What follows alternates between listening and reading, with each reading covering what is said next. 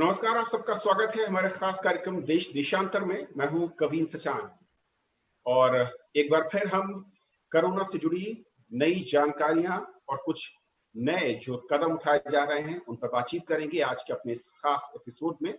और इस अपील के साथ कि आप सब लॉकडाउन का पालन कर रहे होंगे, अपने घरों पर होंगे और इसीलिए हमारी कोशिश है कि आपको घर तक वो सही और सटीक जानकारी पहुंचाई जाए जो आपको अवेयर करे, जागरूक करे और कोरोना के खिलाफ जो लड़ाई है उसको हम मिलकर जीत सकें। हमारे साथ आज दो खास मेहमान हैं। हमारे साथ आर के श्रीवास्तव साहब हैं जो कि फॉर्मर डीजी हैं, गवर्नमेंट ऑफ इंडिया में रहे हैं, हेल्थ डिपार्टमेंट में। सर, बहुत बहुत स्वागत है आपका हमारे साथ जुड़ने के लिए।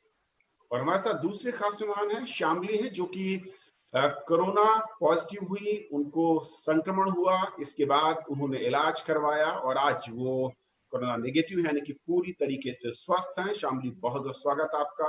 और आपके अनुभवों के जरिए हम दर्शकों को कोशिश करेंगे ये बताने की कि वो किस तरीके से इस बीमारी को देखें, उनका नजरिया क्या हो और कैसे इससे लड़ें। घबराने या डरने की बिल्कुल जरूरत नहीं होती। शुरुआत मैं आरती श्रीवास्तव साहब आपसे करना चाहूंगा क्योंकि इससे पहले जब हम लोगों ने चर्चा की थी और जब ये शुरू हुआ था संक्रमण का फेज, और आज जहां पर खड़े हैं, किस तरीके से आप देखते हैं जो स्वास्थ्य विभाग के कदम हैं और जो आज की स्थिति है देश में? देखिए, अगर आप पुरानी चर्चा को रिकॉल करें तो आप देखेंगे कि इस सारे समय के दौरान भारत सरकार के लेवल पे और स्टेट गवर्नमेंट के लेवल पे जो जो एक्शन वाजिब थे वो बड़े फर्मली लिए गए और बड़े एफिशिएंटली एग्जीक्यूट किए गए। नतीजतन आज जहाँ पे हम खड़े हैं वो बहुत सारे दूसरे देशों से एक अलग सिचुएशन है।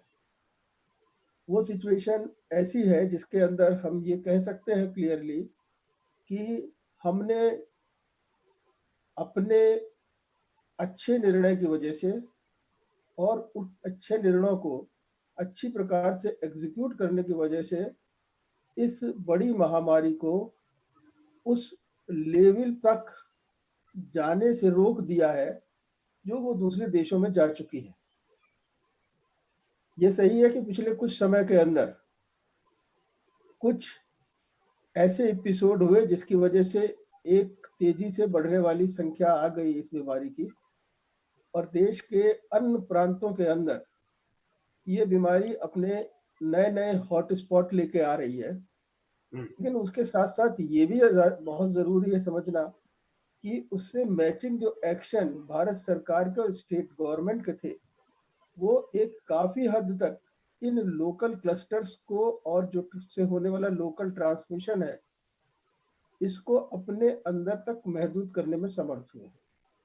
अगर आप गौर करेंगे तो पिछले 2 सप्ताह के दौरान बहुत सारी चीजें ऐसी हुई हैं जिनके ऊपर भारतवर्ष अपने आप को एक बेहतर स्थिति में आने में अच्छी प्रकार से सामने रख सकता है।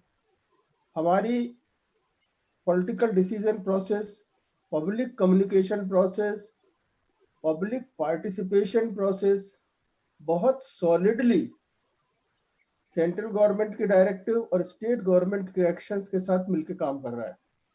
दूसरी चीज जो हमारी नई इनोवेशंस आ रही हैं इस क्षेत्र के अंदर, छोटी छोटी चीजें होती हैं।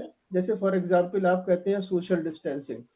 मार्केट में कोई जाए और जाकर के आप 1.5 मीटर के डिस्टेंस पे जाकर के सामान खरीदे, उसके लिए आप पेंट से भी गोले बना सकते हैं, रंगोली से भी गोले बना सकते हैं और चौक से भी गोले बना सकते हैं। ये एक सिंपल किसी का द्वारा बताया हुआ नहीं, पब्लिक के द्वारा अपने आप इनोवेट की हुई चीजें थी जो इसके अंदर काम आई।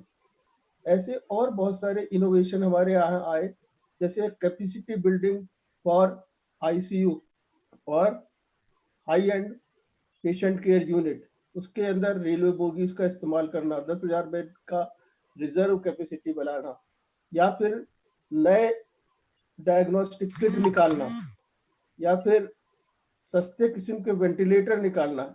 ये सारी चीजें आई सामने और इन सारी चीजों को हम कह सकते हैं कि हमारा रिसर्च डेवलपमेंट और इनोवेटिव विंग ने भी बहुत सारा चीजें काम करा।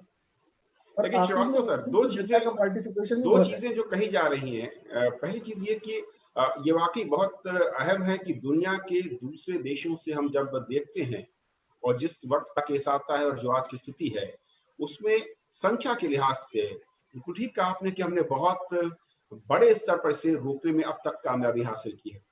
क्या इसके पीछे बड़ी वजह ये दिखती है कि जो लॉकडाउन का सहारा सरकार ने कठोर फैसला लिया, और क्योंकि आप डीजी हेल्थ रहे हैं, आप समझा पाएंगे कि वो कितना जरूरी है, और क्या ये जो नंबर्स की संख्या है ये वाकई उसी के चलते। और दूसरा ये कि जो कुछ क्लस्टर्स आए हैं, वो जो थोड़ी चूक हमने कुछ स्तरों पर देखी है, क्या ये उसका नतीजा है? और जो थर्ड स्टेज की बात होती है, उससे अभी भी हम एज ए देश के तौर पर, एक देश के तौर पर, कुछ शहरों में हो सकता है कि कम्युनिटी में दिखता हो, लेकिन इससे हम अब नकार रहे हैं, या हम कहें कि ये अभी भी हमसे दूर है, हम रोक पाने में सक्षम हुए हैं। क्योंकि मैं आपकी तीनों बातों का जवाब एक एक करके देता हूँ। पहली चीज तो आप कह रहे हैं लॉकडाउन का नतीजा है या कोई और चीज है। देखिए, लॉकडाउन जिस समय हिंदुस्तान में लगाया गया और जिस प्रकार से लगाया गया और उसका जिस सख्ती के साथ पालन करने के लिए डिफरेंट टाइप के work forces and state government साथ में आई, वो अपने में एक अभूतपूर्व चीज थी। उस चीज का नतीजा निकलने के अंदर जो समय सीमा होती है, हम अप्रोक्सीमेटली उस समय सीमा पे पहुंच रहे हैं। 14 दूनी 28 दिन हम उस समय सीमा पर पहुंच रहे हैं, और ये एक्चुअली डॉक्यूमेंट करने के लिए डाटाबेस के आधार पे कि लॉकडाउन का कितना इम्पैक्ट आया है, उस समय सीमा को पूरा होना जरूरी है। लेकिन उसके करीब पहुंचने पे जो कंकरेंट डाटा एनालिसिस होती है, उससे क्लियरली निकल के आ रहा है कि जो भी लॉकडाउन के फायदे थे, वो फायदे अपने जो उनके कर्व के जो इंडिकेशंस आ रहे थे, डिले हो रहा था, इनपुट लोड हमारा कम था, हमारा कर्व का फ्लैट डिले हो रहा था लगातार, और उसके बाद एक स्टेज पे आके वो बढ़ना शुरू हुआ। उसके पीछे अपने कारण थे, लेकिन लॉकडाउन का इम्पैक्ट वहां नजर आ रहा है, और इसका डाटा डॉक्यूमेंटेशन आपको नजर आएगा जब हमारे पास 28 दिन का टाइम पूरा हो जाएगा। पहला चीज। दूसरी चीज, आपने बताया कि जो हमारे यहाँ हॉटस्पॉट आकर के बन गए बीच बीच के अंदर, किसी भी इतने बड़े देश में जहाँ पे इतनी बड़ी संख्या है, इतनी सारी स्टेट है, वहां पे हर चीज के इम्प्लीमेंटेशन के अंदर बहुत सारे फेलियर के कंपोनेंट होते हैं।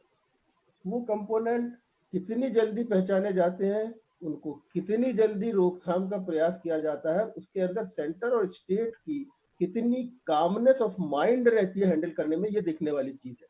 जहां एक बहुत जरूरी है। कंडीशन देश जो है वो पैनिक रिएक्शन से, not only from the public point of view, political point of view भी आकर के ऐसे व्यवहार करने लगे जैसे कि उन्हें समझ नहीं आ रहा हो कि अब क्या करना है आगे। वहां हमारे यहाँ ये देखा गया कि हर चीज के अंदर एक सॉलिडरिटी है, थोड़े एब्रेशंस आते हैं इधर उधर, लेकिन जब भी आते हैं तो उसको कंटेन करने के लिए फिर एकजुट होकर के उसे कंटेन किया जाता है। तो ये दो मेजर चीजें थी। और तीसरा सवाल मैं चाहूंगा कि एक तीसरा क्वेश्चन आपने और पूछा था, जरा रिपीट करेंगे? जी, मेरा सवाल ये था कि सर, जो टेस्टिंग को लेकर नंबर्स की बात हो रही थी, क्या हमने जो पैटर्न अपनाया शुरू में वो बेटर था, और अब जैसे कि 4 अप्रैल को स्वास्थ्य मंत्रालय ने कहा है कि वो रैपिड एंटीबॉडी टेस्ट की शुरुआत करने जा रही है, इसकी टाइमिंग कितनी क्रूशियल होती है, और इस वक्त उसके इम्पैक्ट को आप कैसे देखते हैं? देखिए, दो चीजें होती हैं। पहली चीज होती है कि आपके पास है क्या। हमारे पास जिस समय ये बीमारी आई, हमारे पास आरटीपीसीआर के टेस्ट थे, हमने उसी की कैपेसिटी पे डिपेंड करना था। और क्योंकि ये विश्वव्यापी टाइप की एक महामारी है, इसलिए वो समय नहीं था कि हम इधर उधर से मंगाने का प्रयास करते। हमने उसी कैपेसिटी को एनहेंस किया, और बहुत फास्ट ट्रैक पे टाइमली एनहेंस किया। अगर आप आईसीएमआर के डीजी की रेगुलर ब्रीफिंग को देखेंगे, तो हर बार उनकी अपनी कैपेसिटी, प्राइवेट लैब का पार्टिसिपेशन ने उस कैपेसिटी को एनहेंस किया, और काफी अच्छी प्रकार से एनहांस किया। और साथ साथ में जो हमारे इनोवेशंस के और रिसर्च के प्राइवेट ग्रुप थे, वो भी साथ में आना शुरू हुए, और उन्होंने आकर के एक रैपिड डायग्नोस्टिक किट का भी निकाला।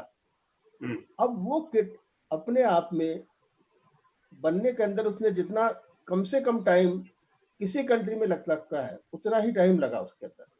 और एक अच्छी खबर है कि मेरे ख्याल से मैंने आज न्यूज में सुना था कि काफी बड़ी संख्या में 7-8 लाख की मात्रा में ये किट 2-3 दिन के अंदर मुहैया होंगी और स्टेट पे डिस्ट्रीब्यूशन में चली जाएंगी।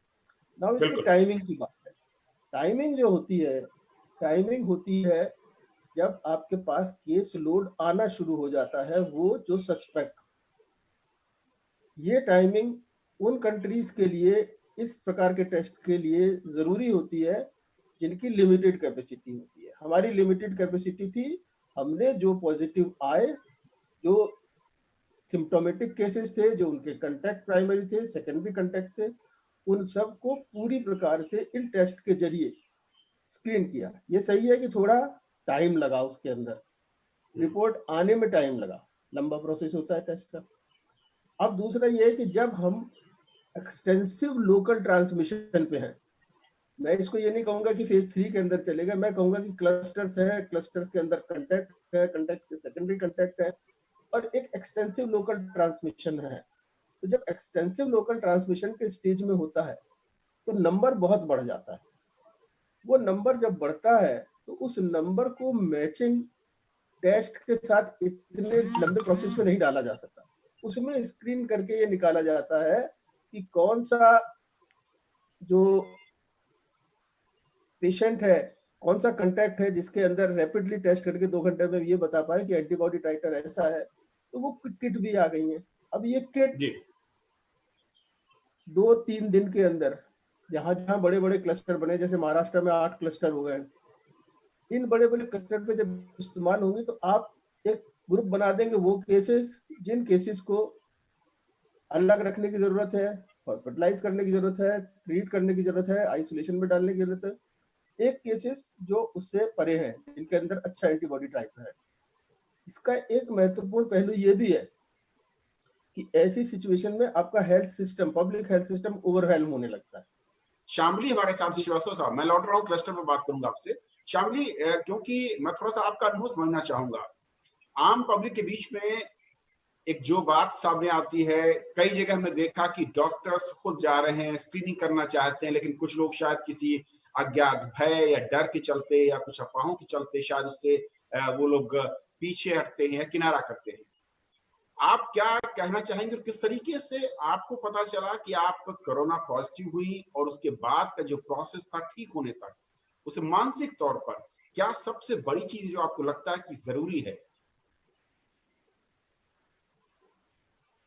सबसे बड़ी चीज है सर कि आपको डरना नहीं है इसमें, ये कोई डरने की बात नहीं है, क्योंकि आप जितना हिम्मत रखेंगे अपने पास, आप उतना जल्दी इस चीज से रिकवर कर सकते हैं।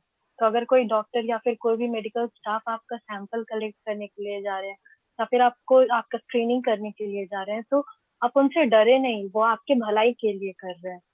तो इसमें डरने की कोई बात नहीं है और आप डॉक्टर से मिसबिहेव नहीं करें कि हाँ हमें नहीं कराना है या फिर कुछ नहीं। और शामली, आपको जो इन्फेक्शन हुआ उसकी वजह क्या थी? फॉरेन किसी ट्रेवलर के साथ संपर्क में, आप खुद फॉरेन गई थी, लौटने के बाद जब पहली बार डॉक्टर तक पहुंची, थोड़ा सा मैं चाहूंगा कि वो अनुभव शेयर करें दर्शकों के साथ। मैं सर एक्चुअली टूर पे थी, हमारा सेमेस्टर ब्रेक चल रहा था, तो मैं टूर पे थी और जब मैं 14 मार्च को वापस आई तो मेरा एयरपोर्ट पे स्क्रीनिंग हुआ, तो उसमें मैं क्लियर थी। उस समय कोई फीवर या फिर कोई साइन एंड सिम्टम नहीं थे। लेकिन फिर 15 मार्च को मेरी तबीयत थोड़ी सी खराब हुई, तो मैं 15 को ही चेकअप के लिए चली गई। और चेकअप के लिए जब मैं गई तो उन लोगों ने सैंपल कलेक्ट किया और सैंपल कलेक्ट करने के बाद उन्होंने पूछा मेरे से कि आप होम क्वारंटाइन में रहना चाहती हैं कि हॉस्पिटल क्वारंटाइन में। तो मेरे साथ मेरी सिस्टर और मेरी 2 फ्रेंड भी थी, तो मैंने हॉस्पिटल क्वारंटाइन ज्यादा सही समझा, तो मैं उसी दिन हॉस्पिटल में एडमिट हो गई थी। और उस क्वारंटाइन पीरियड को लेकर भी लोगों में थोड़ा सा एक डर कई बार नजर आता है। वो 14 दिन आपने कैसे गुजारे और उस दरमियान डॉक्टर या फिर जो स्वास्थ्य सुविधाएं हैं, मैं थोड़ा सा उसके बारे में समझना चाहूंगा, किस तरीके से सपोर्ट आपको किया गया और क्या वो बड़ी चीजें थी जो कि मानसिक तौर पर आपको मजबूत रखती है? सबसे बड़ी बात है सर कि डॉक्टर्स बहुत सपोर्टिव हैं और मेडिकल स्टाफ भी बहुत सपोर्टिव है। कुछ भी होता है तो वो आपके पास 24 घंटे अवेलेबल है। तो किसी भी पेशेंट को मेरे ख्याल से कोई दिक्कत नहीं होनी चाहिए, क्योंकि मुझे कोई दिक्कत नहीं हुई। जब भी हुई तो डॉक्टर्स, मेडिकल स्टाफ सबने मेरा सपोर्ट किया। इवन मेंटली भी वो लोग सुबह-शाम हमेशा बोलते थे कि कोई बात नहीं मैम, आप जल्दी ठीक हो जाओगे, बस मेडिसिन टाइम पे लेते रहो एंड ऑल। और जब आपको पहली बार ये पता चला कि आप कोरोना पॉजिटिव हैं, उस वक्त और जब आप ठीक होकर बाहर आई, यानी कि कोरोना नेगेटिव हुई, उस दोनों के बीच में क्या बड़ा मैं कहूं कि और किस तरीके का फर्क आप महसूस कर रही थी मानसिक तौर पर? मानसिक तौर पे सर एक्चुअली सबको ही थोड़ा बहुत डर ही जाते हैं, तो मैं भी थोड़ा डर गई, लेकिन मेरे मम्मी-पापा ने बोला कि इसमें डरने की कोई बात नहीं है, बस आप दवाई टाइम पर लेते रहो और जो-जो डॉक्टर प्रिस्क्राइब कर रहे हैं वो बस पूरा करते रहो, आप जल्द से जल्द ठीक हो जाओगे। और फिर घर आने की खुशी हर किसी को होती है, तो ऑब्वियसली जब डिस्चार्ज हुए तो बहुत ज़्यादा खुश थे कि चलो एटलीस्ट मम्मी-पापा से मिलने का मौका मिलेगा।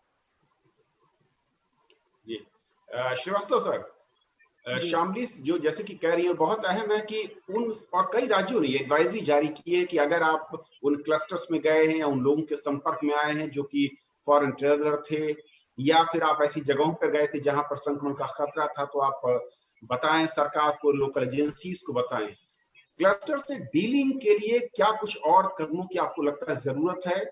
टेस्ट बढ़ाने की वहां पर जरूरत है, या फिर ज्यादा और कड़े मैं कहूं कि लॉकडाउन से भी कुछ अगले स्टेप्स की वहां पर आपको लगता है कि इस वक्त जरूरत है? कुछ क्लस्टर जहां पर संख्या ज्यादा है या बढ़ने की आशंका है? देखिए, दोनों चीजें अपनी अपनी जगह सख्ती से लागू करने की जरूरत है। पहली चीज तो है कि टेस्ट बढ़ाने की जरूरत है।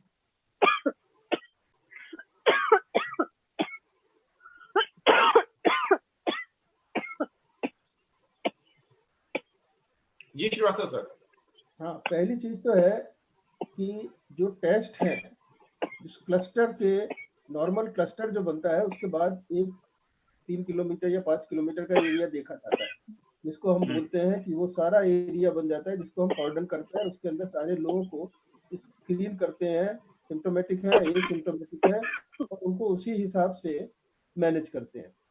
तो इस चीज को बहुत ही स्ट्रिक्टली एनफोर्स करने की जरूरत है। और साथ में क्योंकि बहुत जो नॉर्मल टेस्ट जो है, टेस्ट होने का प्रोसेस लंबा होता है, जो हमारा आरटीपीसीआर है, और उसकी रेस्पॉन्स आने का टाइम भी उसके साथ लगता है। तो वो जितना मिनिमाइज किया जा सके उसे मिनिमाइज करना है, और जितना ज्यादा से ज्यादा उसके अंदर जो रैपिड डायग्नोस्टिक किट डालनी है, जिससे कि वो सेग्रीगेशन हो पाए कि ये ग्रुप वो है जिसके जरिए या तो बीमारी उनमें हो सकती है या वो बीमारी ट्रांसमिट कर सकते हैं। तो इन दोनों का बहुत ही स्ट्रिक्टली एनफोर्स करने की आवश्यकता है। अब रहा सवाल ये कि ये क्लस्टर्स जो बड़े बड़े क्लस्टर्स बन रहे हैं और जी जिसके अंदर एक सरकार की अपील हो रही है बार बार, और वो अपील हो रही है आप क्लस्टर के कांटेक्ट में आए हैं, आप उधर से गुजरे हैं, या आप वो लोग आपको मिले हैं, तो आपको वॉलंटरी आगे आने की आवश्यकता है, बताने की आवश्यकता है, अपने को मेडिकली एग्जामिन करवाने की आवश्यकता है, और अगर टेस्ट वाजिब बनता है तो टेस्ट करवाने की आवश्यकता है। अब मैं समझता हूँ कि इस समय जब क्लस्टर ज्यादा बनते हैं और जब सरकारों ने अपनी बार बार अपील के बाद एक अच्छी पब्लिक पार्टिसिपेशन की रिस्पॉन्स देखी है, तो इस अपील से उनके वॉलेंटरली आगे आने के अंदर डेफिनेटली बल मिलेगा। और मैं समझता हूँ कि काफी सजग नागरिक जो है वो सामने आएंगे, अगर वो किसी प्रकार से भी इस प्रकार के ट्रेवल करे हैं या कांटेक्ट में आए हैं, तो इससे हमारा जो pool of suspect cases reach moving in the community जो है वो मिनिमाइज होता जाएगा, और जो एक threat for entering into the stage 3 है उसको हम मैनेज कर पाएंगे। हमारे कुछ स्टेट है, हमारे कुछ क्लस्टर है जहाँ पे ये सब चीजें बहुत अच्छी प्रकार से जो लोकल जो प्रशासनिक अधिकारी है उनको करने की गुंजाइश है। उत्तर प्रदेश में काफी हो रहा है, राजस्थान में भी इसकी गुंजाइश है, महाराष्ट्र में भी इसकी गुंजाइश है, जी बिल्कुल। केरला ने काफी हद तक अभी कंटेन कर लिया, लेकिन तमिलनाडु बराबर में वहां पे भी काफी अच्छी प्रकार से करना है। और आप मान के चलिए कि जब भी ऐसी ऐसी बड़ी चीजें होती हैं, जैसे कि जब आपको पोलियो का याद होगा, जब आपको H1N1 का याद होगा, तो कुछ सेलेक्ट एविएशन इसमें जरूर आते हैं, कुछ जो आदमी छिपाना चाहते हैं, उसके बहुत अलग अलग फैक्टर होते हैं। उन फैक्टर्स का डिस्कशन का आज की तारीख में बहुत ज्यादा रोल नहीं है, क्योंकि हम एक सोशियोलॉजिकल एक्शन इसके ऊपर नहीं ले सकते, लेकिन हाँ उसको नजरअंदाज नहीं किया जाना, और वो होंगे इतने बड़े देश में, वो थोड़े थोड़े टुकड़े होंगे। मैं समझ रहा हूँ कि ये चीजें जो है, जैसे ही रैपिड डायग्नोस्टिक किट आएगी और आते ही जब ये क्लस्टर्स जब स्टेट में पहुंचेगी, मेरे हिसाब से 8 लाख किट है, 28 के करीब स्टेट है, मेजर स्टेट जो पार्टिसिपेट कर रही है, उनके अंदर को ज्यादा डिमांड है, डिमांड बेस आएगी, 100% नहीं आएगी, लेकिन मैं समझता हूँ कि 20-30 हजार 40 हजार किट मेजर स्टेट में जहां बिग क्लस्टर फॉर्मेशन से जरूर पहुंच जाएंगी डे 1 के अंदर, और आगे इसकी संख्या पाइपलाइन के अंदर और आती रहेगी। तो ये जो टेस्टिंग है, ये 2 घंटे के अंदर मरीज के पास 3 घंटे 4 घंटे तक रिपोर्ट पहुंच जाएगी, और उसके बाद जो लोकल मैनेज करने वाले क्लस्टर को होंगे, वो उस पर डिसीजन ले पाएंगे। बहुत बहुत शुक्रिया श्रीवास्तव सर हमारे साथ जुड़ने के लिए आपका, और शामली बहुत बहुत शुक्रिया आपका हमारे साथ अपने अनुभवों को साझा करने के लिए। और जैसे कि हमारे दोनों पैनलिस्ट और मेहमानों ने बताया है, आप दर्शकों से सिर्फ कुछ अपील मैं कर सकता हूँ, निवेदन कर सकता हूँ कि आप स्वास्थ्य विभाग के जो गाइडलाइंस हैं इस वक्त, उनका अक्षरशः पालन कीजिए। लॉकडाउन का ऐलान है, उसका पालन कीजिए। साथ ही साथ अफवाहों से दूर रहिए। किसी भी ऐसी बात या खबर जिसको आपको लगता है कि डाउट है, आप आजकल सोशल मीडिया पर जाकर बहुत सारे ऐसे सरकार के पोर्टल्स है, फैक्ट चेकर है, वहां पर चेक कर सकते हैं। और अगर आपके आसपास कोई भी ऐसा शख्स या संदिग्ध लगता है जिसने विदेश यात्रा की है, या फिर क्लस्टर वो शब्द है जहां पर कुछ ऐसे लोग एकत्रित हुए जिनके जरिए संक्रमण का खतरा है, अगर वहां पर कोई गया या वहां से लौटा है, तो आप स्थानीय प्रशासन को जरूर सूचना दें, क्योंकि ये न सिर्फ आपकी मदद आपकी परिवार या पड़ोसियों के लिए है, बल्कि ये मदद आपके राज्य, आपके देश को संक्रमण के खतरे से बचाने के लिए है। और इसी उम्मीद के साथ आज के लिए विदा दीजिए। कल हम फिर एक नई कड़ी के साथ कोरोना से जुड़े हुए कुछ और नए खतरे, उसकी सावधानियां, सरकार के नए कदम और कुछ नई पहल के साथ हाजिर होंगे। तब तक अपना ख्याल रखिए, घर पर रहिए। नमस्कार।